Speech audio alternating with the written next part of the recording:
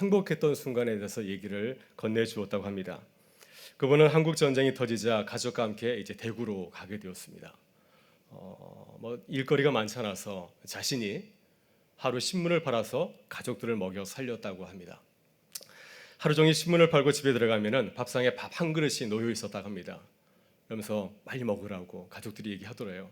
근데 보니까 다들 굶은 것 같아서 나도 밖에서 먹고 들어왔다고, 그러니까 그래도 네가 먹어야 된다고, 너가 먹어야지 우리 가정을 살릴 수 있지 않겠냐고 해서 어쩔 수 없이 자기가 그 밥을 먹었다고 합니다. 밥 한 그릇을 놓고 가족끼리 실랑이를 벌였다고 하는 거죠. 참 가난한 시절이고 배고픈 시절이었지만 돌아보면 그 시절이 가장 행복했다고 얘기를 하였답니다. 이제 거부가 되어서 자기가 할 수 있는 모든 것을 할 수 있는 그 지금이 가장 행복한 것이 아니라 아주 어렸을 적에 밥 한 그릇을 놓고 서로 실랑이를 벌이던 그 시절이 가장 행복했다고 말씀했다고 합니다. 왜 그랬을까요? 가만했지만은 서로 아끼고 배려해주는 그 모습, 그때가 참 좋았다고 하는 것이 아닐까 생각이 듭니다. 여러분은 언제가 가장 행복한 시절이었다고 생각합니까? 지금인가요? 지금이 가장 행복하신가요? 저도 돌아보면은 어렵고 힘든 순간이 많이 있었지만은 행복한 시절보다도 어려운 시절이 더 기억에 남고 또 그때를 생각하면은 더 삶에 용기를 주고 또 도전이 되는 것을 느끼게 됩니다. 그것은 서로 돕고 서로 사랑하면서 그 어려움을 이겨냈기 때문이 아닐까 생각이 듭니다. 혹시 우리 가운데도 지금 이 순간이 가장 힘들다, 가장 어려운 때를 지나고 있다, 이런 생각을 혹시 하지는 않으십니까? 그렇다고 한다면 하나님에 대한 믿음을 가지고서 잘 견디고 이겨낸다면 장차 또 먼 훗날 아니면 가까운 미래에 또 이 시기를 생각하면서 그때가 참 좋았어 라고 고백할 수 있지 않을까 생각이 듭니다. 오늘 사도 바울은 우리에게 하나님의 사랑에 대해서 말씀을 해주고 있습니다. 지금까지 바울은 이제 로마서 1장부터 8장까지 하나님의 사랑에 대해서 계속해서 말씀을 해왔습니다. 하나님께서 우리를 당신의 자녀 삼아주시고 또 하나님께서 우리를 자녀 삼아주신 궁극적인 이유는 무엇입니까? 우리를 영화롭게 하는 것입니다. 영광스러운 존재로 만드는 것이 하나님의 관심사라고 밝혀주고 있습니다. 로마서 8장 30절, 오늘 우리가 읽은 바로 그 전절을 보게 되면은 이렇게 증거를 하고 있습니다. 또 미리 정하신 그들을 또한 부르시고 부르신 그들을 또한 의롭다 하시고 의롭다 하신 그들을 또한 영화롭게 하셨느니라. 이렇게 바울은 우리를 향하신 하나님의 크고 놀라우신 사랑을 전한 후에 이제 결론을 내리면서 5가지 질문을 우리에게 던지고 있습니다. 우리가 이렇게 놀라운 은혜와 사랑을 입었는데 우리는 하나님에 대해서 어떻게 고백하느냐, 이렇게 묻고 있는 것이죠. 그래서 31절 상반부를 보면은 이렇게 말하고 있습니다. 그런즉 우리가 무슨 말 하리요? 이 말뜻이 무엇입니까? 그렇다고 한다면 지금까지 당신이 우리를 향하신 하나님의 은혜와 사랑을 들었는데 그렇다고 한다면 당신은 하나님의 은혜와 사랑에 대해서 어떻게 생각하고 있습니까? 그래서 오늘 우리가 이 시간에 바울이 우리에게 던지는 5가지의 그 질문을 살펴보면서 우리를 향하신 하나님의 사랑을 깊이 깨닫고 또 그 사랑을 우리도 고백하고 또 확신하는 시간이 될 수 있기를 바랍니다. 하나님의 사랑에 대해서 첫 번째 질문을 같이 살펴보도록 하겠습니다. 31절의 말씀입니다. 같이 한번 읽겠습니다. 그런즉 이 일에 대하여 우리가 무슨 말 하리요? 만일 하나님이 우리를 위하시면 누가 우리를 대적하리요? 첫 번째 질문은 무슨 질문입니까? 만일 하나님이 우리를 위하시면 누가 우리를 대적하리요? 하나님은 어떤 분이라고 말하고 있습니까? 만일 하나님이 우리를 위하시면, 하나님은 우리를 이해하시는 분이라고 하는 거죠. 하나님은 우리의 편을 들어주시는 분이라고 합니다. 또 하나님께서는 우리가 앞절에 살펴보는 데 바르면은 하나님 우리의 아빠 아버지 되시고 또 우리를 사랑하시는 분이라고 말씀을 하고 있습니다. 하나님이 정말 그러한 분이라고 한다면, 우리를 사랑하시는 분이라고 한다면, 우리를 위해서 우리의 편이 되어주시는 분이라고 한다면, 그렇다고 한다면 누가 우리를 대적하겠습니까? 하나님이 우리 편이라고 한다면 우리가 이기질 않겠습니까? 그죠? 누가 우리를 대적하겠습니까? 아마 하나님을 보고 도망치지 않을까 생각합니다. 그래서 그분을 믿을 때 우리는 담대히 나아갈 수 있고 또 두려움에 거하지 않을 줄 믿습니다. 둘째, 하나님에 대한 질문은 무엇입니까? 32절의 말씀을 같이 한번 보겠습니다. 같이 읽겠습니다. 자기 아들을 아끼지 아니하시고 우리 모든 사람을 위하여 내주시니가 어찌 그 아들과 함께 모든 것을 우리에게 주시지 아니하겠느냐. 아멘. 우리는 하나님을 어떻게 믿고 고백하고 있습니까? 방금 읽은 구절을 살펴보게 되면은 우리가 믿는 하나님은 자기 아들을 세상에 보내어서 십자가에 죽게 하신 분이라고 말씀하고 있습니다. 모든 사람을 구원하시려고 하나님께서는 아주 어려운 일을 선택하였습니다. 자신의 사랑 아들을 이 땅 가운데 보내신 것이죠. 우리가 잘 알고 있는 요한복음 3장 16절은 이렇게 증거합니다. 하나님의 세상을 이처럼 사랑하사 독생자를 주셨으니 누구든지 저로 말미암아 멸망치 않고 영생을 얻게 하려 하심이라. 우리를 살리기 위해서, 영원한 생명에 들어가기 위해서 당신의 소중한 그 아들을 희생하셨다고 하는 것입니다. 지금 우리들이 보는 성경은 개역개정 성경이죠. 그런데 바로 앞에 나왔던 개역 성경을 보게 되면은 그 마지막 부분을 이렇게 옮겨 적고 있습니다. 우리에게 은사로 주지 아니하시겠느냐, 이렇게 기록이 되어 있습니다. 근데 지금 우리가 읽고 있는 이 성경에는 은사로라는 말이 빠져 있습니다. 근데 이 은사로라는 말은 값없이 거절한 뜻을 담고 있습니다. 하나님께서는 우리를 위하여서 우리에게 사랑하는 아들을 거저 주셨다고 하는 것이죠. 우리를 살리기 위해서 당신의 사랑하는 아들을 이 땅 가운데 보내서 십자가에 달려 죽게 하는 그 일을 거저 값없이 행하셨다고 하는 것입니다. 그래서 우리들이 소망 가운데 하나님께 바라고 기도할 수 있습니다.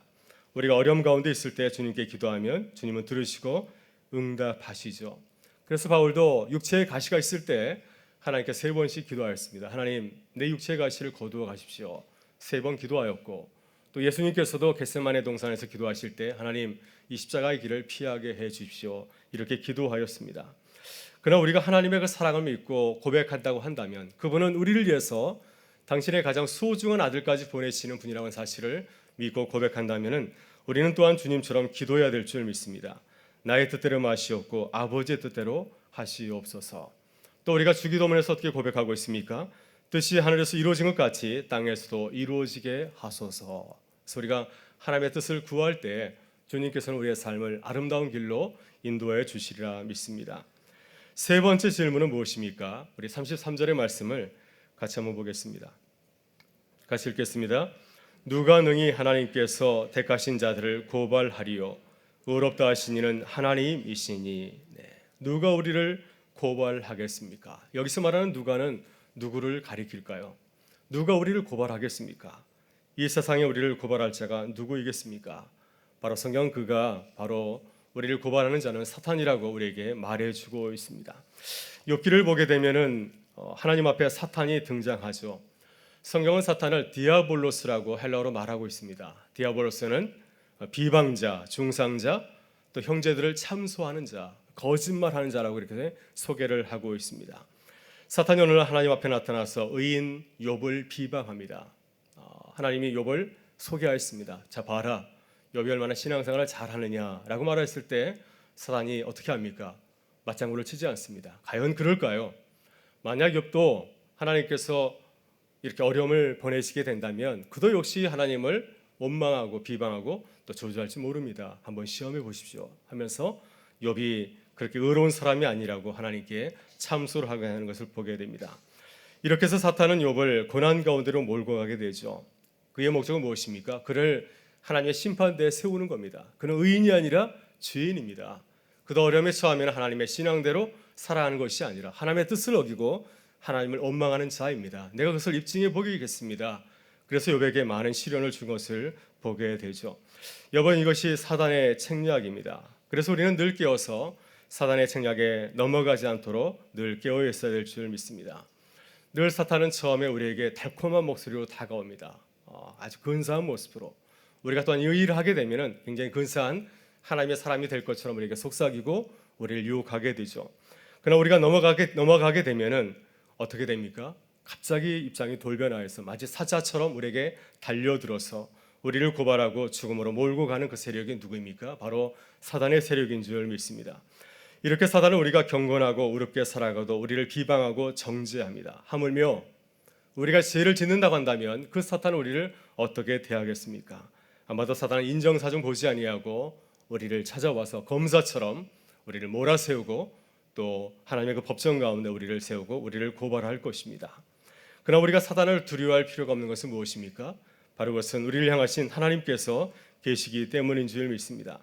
하나님께서는 우리의 모든 죄를 다 사하시고 또 우리를 용서해 주시고 또 당신의 사랑하는 자녀로 의롭다 하시기 때문에 우리는 사단의 세력을 두려워할 필요가 없는 것이죠. 로마서 3장 23절 24절에서 성경은 이렇게 증거하고 있습니다.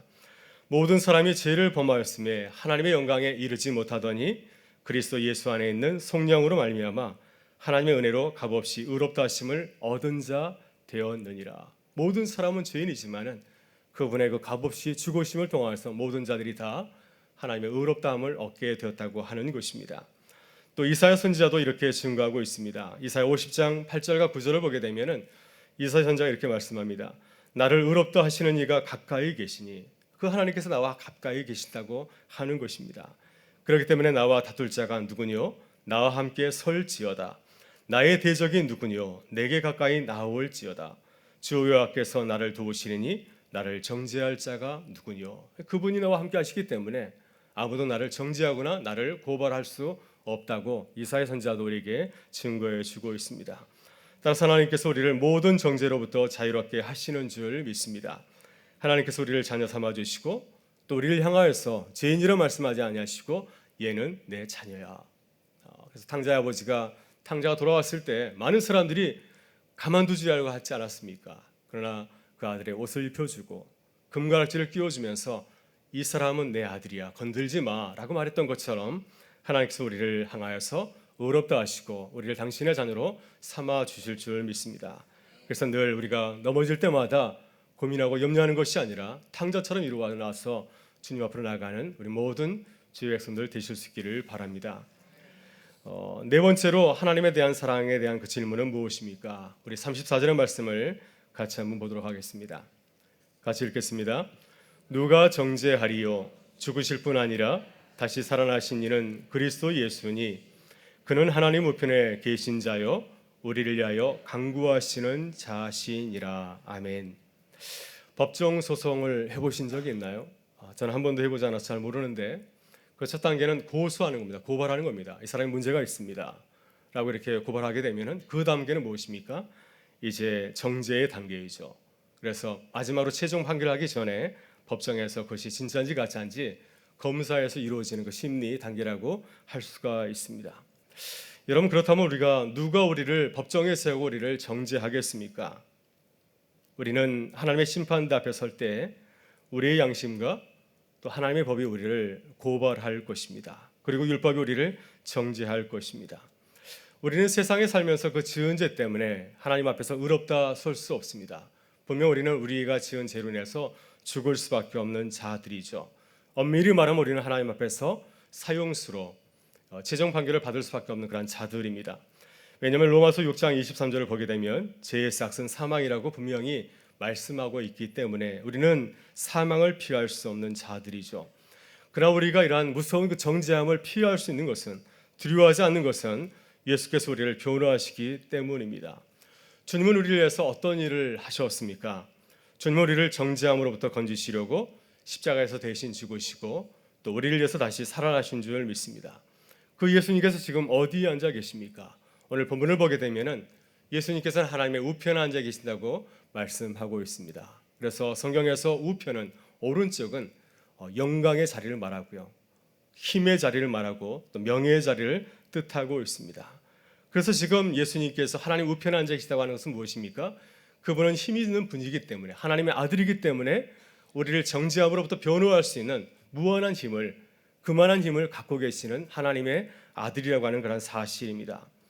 그리고 중요한 사실은 예수님께서 우리를 위해서 간구하고 계시다고 하는 사실이죠.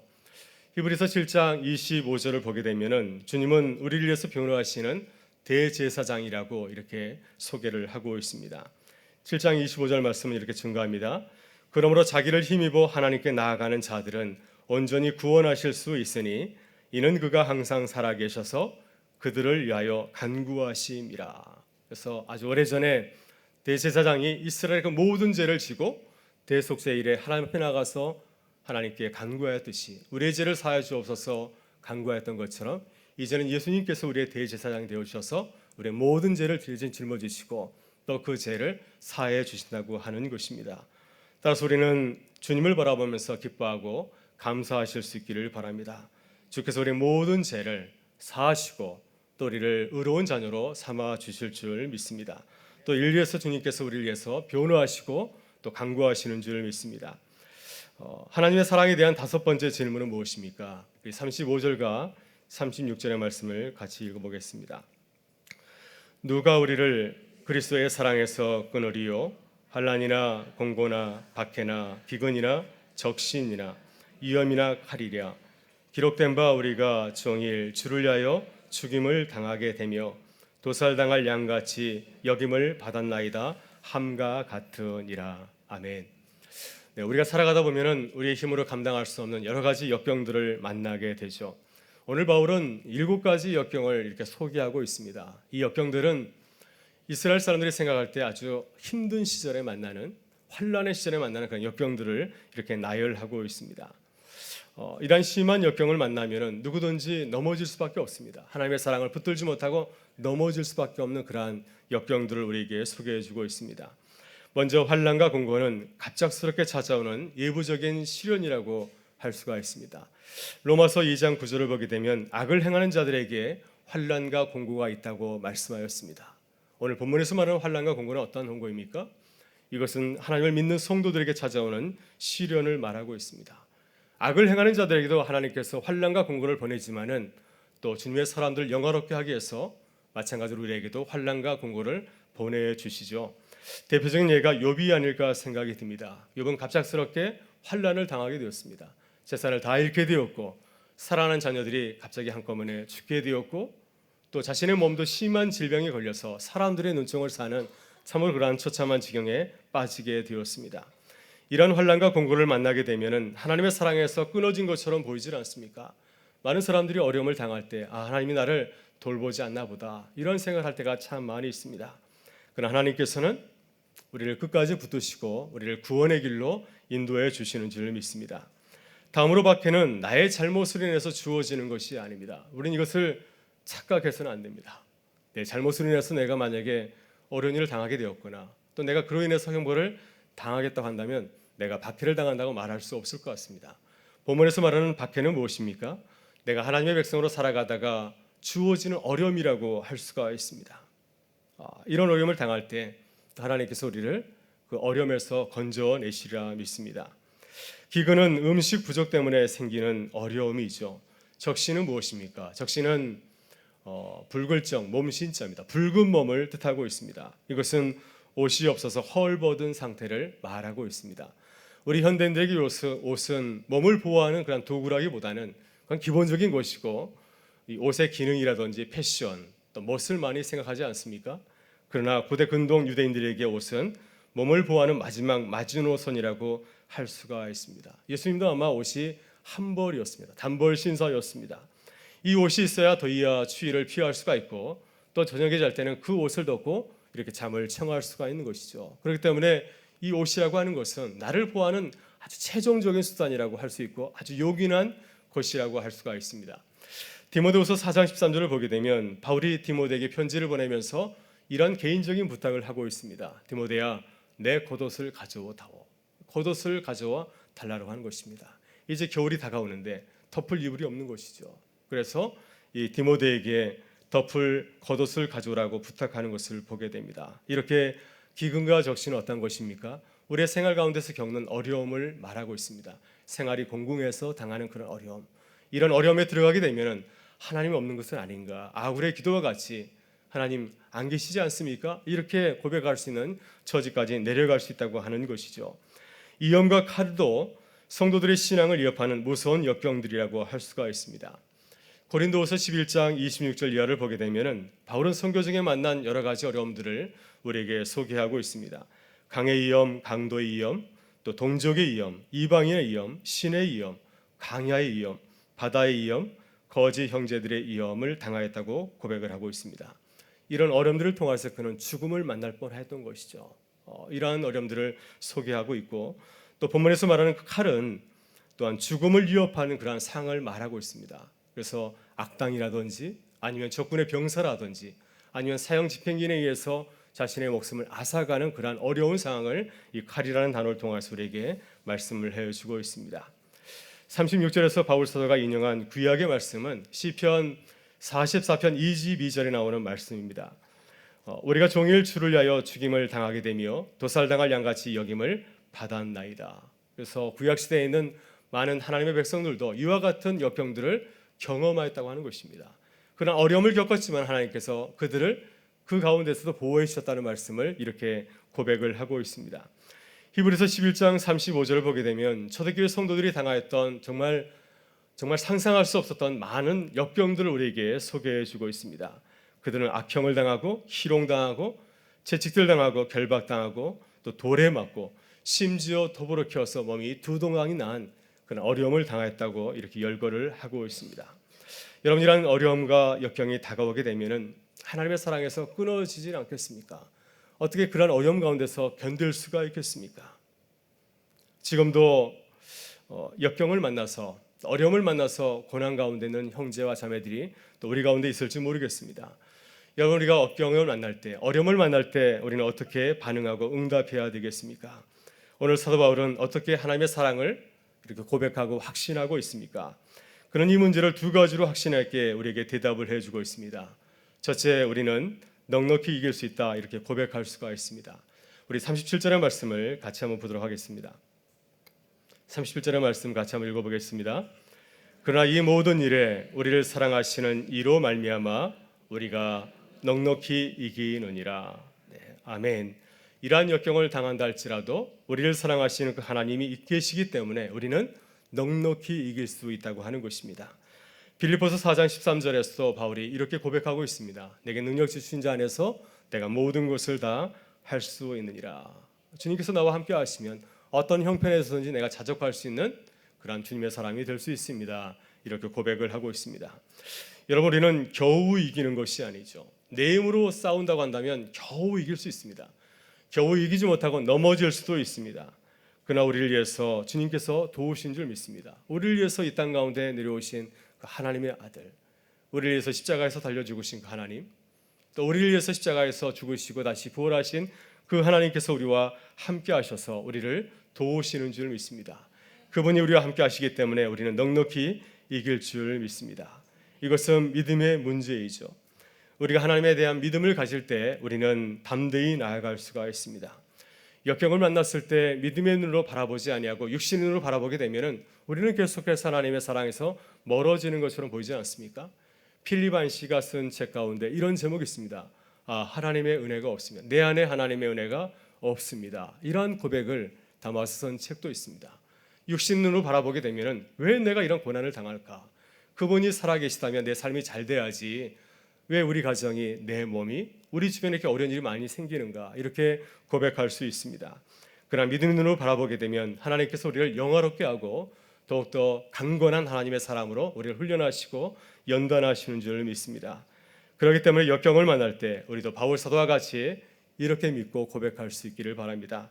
우리를 사랑하시는 이로 말미암아 우리가 넉넉히 이기느니라. 이렇게 고백할 수 있기를 바랍니다. 둘째, 세상의 그 어떤 것도 하나님의 사랑에서 우리를 끊을 수 없다고 우리는 고백할 수 있을 줄 믿습니다. 우리 38절, 39절의 말씀을 마지막으로 한번 읽어보겠습니다. 같이 읽겠습니다. 내가 확신하노니 사망이나 생명이나 천사들이나 권세자들이나 현재일이나 장래일이나 능력이나 높음이나 깊음이나 다른 어떤 피조물이라도 우리를 우리 주 예수 그리스도 안에 있는 하나님의 사랑에서 끊을 수 없으리라. 아멘. 네, 세상에는 우리보다 훨씬 힘세고 강한 세력들이 참 많이 있습니다. 저는 가끔 제 모습을 바라보면은 제 모습이 참 다윗 같다. 제 주변에 골리앗 같은 아주 걸출한 인물들이 참 많다는 것을 느끼게 됩니다. 그들 도저히 싸워서 이길 수 없을 것 같습니다. 오늘 바울도 본문에서 우리가 상대할 수 없는 아주 무서운 적들을, 세력들을 이렇게 열거하고 있습니다. 사망이나 생명, 우리를 위협하는 것이 무엇입니까? 죽음의 세력이 우리를 위협하고 있고, 여기서 말하는 그 생명은 영원한 생명이 아니라 우리의 그 고난의 현실을 말하고 있습니다. 우리의 삶을 말하고 있습니다. 그래서 죽음과 고난의 현실을 만날 때 우리가 그것을 참 이기기 힘들다 고백하지 아니합니까? 천사들이나 권세자들도 능력이 큰 공중의 세력들을 뜻하고 있습니다.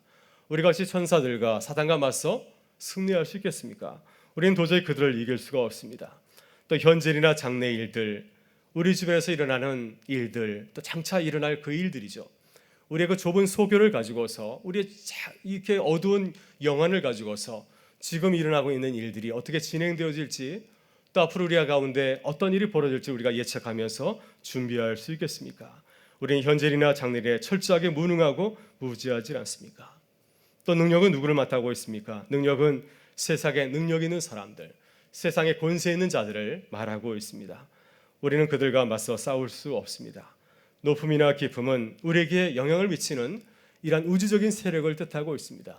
아주 고대인들은 하늘에 있는 그 별들이 우리 인간에게 큰 영향을 미친다고 생각하였습니다.